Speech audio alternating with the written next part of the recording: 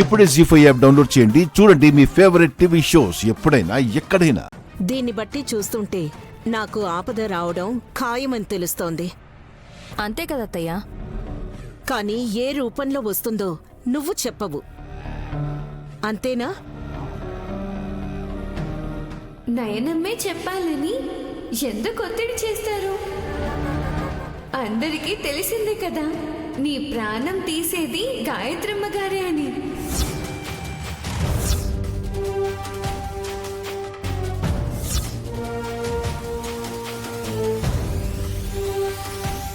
Alias Gayatri పాప.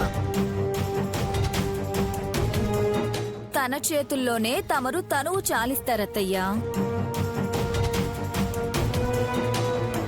అయితే ఈ శుక్రవారంలోపు అత్తయ్య గారి మీద గాయత్రి పాపే దాడి చేస్తుంది అని అంటారు.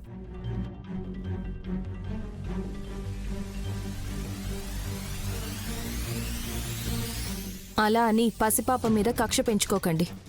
విశాలాక్షి అమ్మవారి లీల ఎలా ఉంటుందో, అత్తయ్య తలరాత ఏ విధంగా రాసిపెట్టుందో ఆ ప్రకారమే జరుగుతుంది. ఈ విషయం మర్చిపోవద్దు ఎవరు.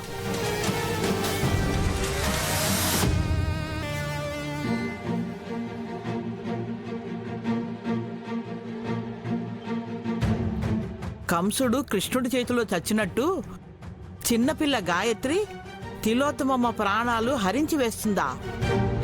చాలా ఆశ్చర్యంగా ఉందే.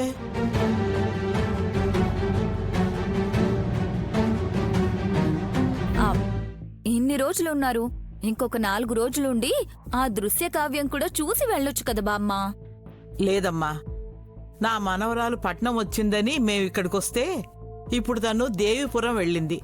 మేము అక్కడికే వెళ్తామమ్మా. ముక్కోటి గారు వైకుంఠం గారు వచ్చే వరకు ఉండండి బామ్మగారు. ఎక్కడికెళ్ళి చచ్చారో ఏంటో, ఇంకా రానే లేదు చూడు. ఇంట్లో తినడం, సిటీ అంతా తిరగడం, వాళ్ళకి వేరే పనే ఉంది.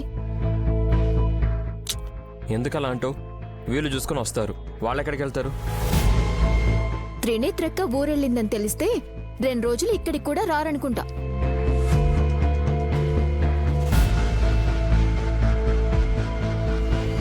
ఎందుకు?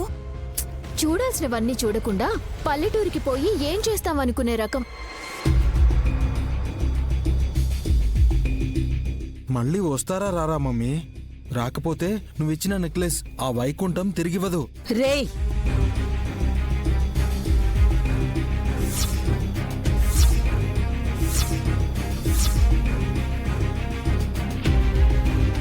నెక్లెస్ ఇచ్చారా మీ అమ్మ?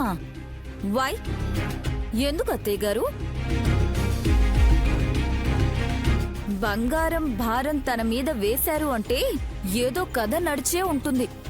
నువ్వు నోరు మూసుకుంటావా? తను వేసుకోవడానికి గొలుసు కూడా లేదంటే నా నెక్లెస్ ఇచ్చాను, తిరిగిస్తుందనే అనుకుంటాం కదా.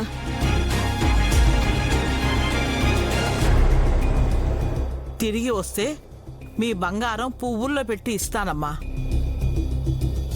కాలగర్భంలో కలిసిపోయే ముందు ఆస్తులు, నగలు అన్నీ పనిచేస్తే మేలు తిలోత్తమమ్మా.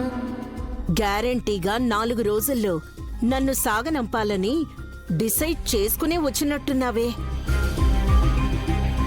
నువ్వే నా ప్రాణం తీసి గాయత్రి పాప మీదకు నెట్టేస్తావా ఏంటి?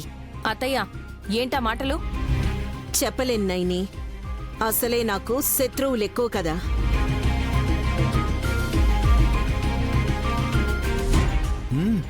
తను చెప్పిందే జరుగుతుందని మనతో పదే పదే చెప్పి ప్రాణం తీసి చూసారా అన్నట్టే జరిగిందనే వాళ్ళు కూడా ఉన్నారు. ప్రాణం తీయాలనుకుంటే నాకు రెప్పపాటు పని.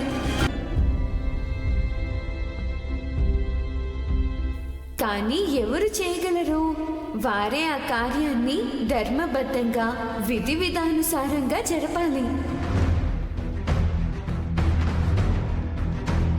మా అత్తయ్య ప్రాణం పోతే తనకి మోక్షం కలుగుతుందా? నీకెందుకంత ఆసక్తి నైని? అమ్మ మంచిగానే అడిగింది. మోక్షం లభిస్తే వాళ్లకు పునర్జన్మ అంటూ ఉండదు. కానీ నీకు అవకాశం, అదృష్టం లేవమ్మా. దురంధరమ్మ మోసే గర్భంలో ప్రాణం పెరుగుతుండొచ్చు కానీ ఈ 4 రోజుల్లో నీ ప్రాణం పోతే మళ్ళీ తన బిడ్డగానే పునర్జన్మనెత్తుతాం.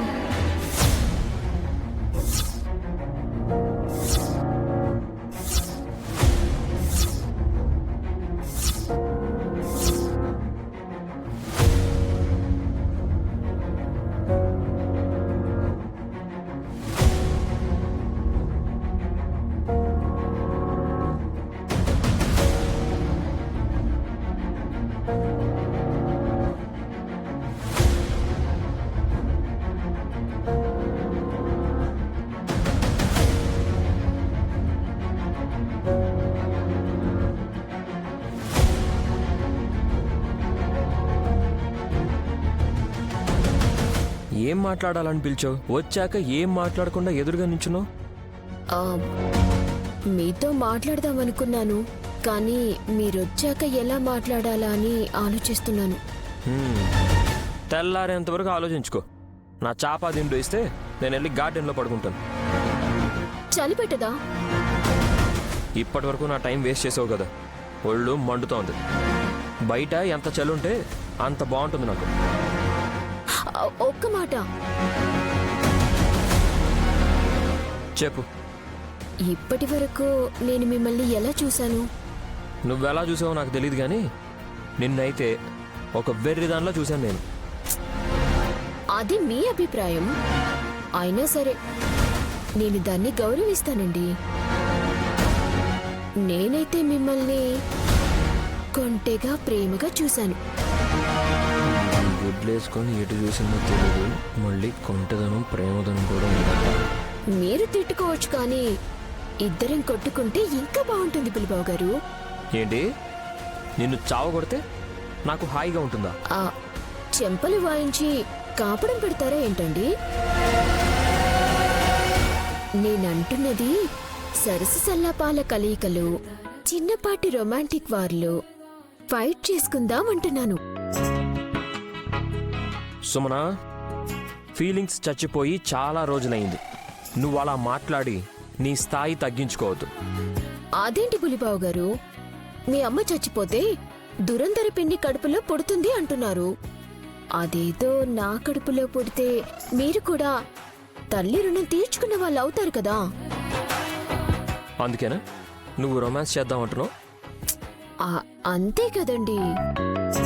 తపస్సు చేసినా సరే క్యాలెండర్లో నెలలు మారుతాయి తప్పితే నువ్వు నెల తప్పడం అనేది జరగదు.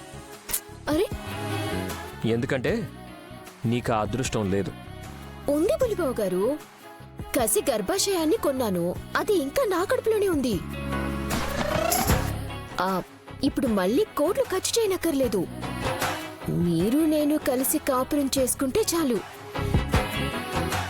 నా పేరు సుమనకి బదులు సంతాన లక్ష్మిగా పెట్టుకోవచ్చు. జీ5 యాప్ డౌన్లోడ్ చేసి అన్ని ఎపిసోడ్స్ పూర్తి ఉచితంగా చూడండి.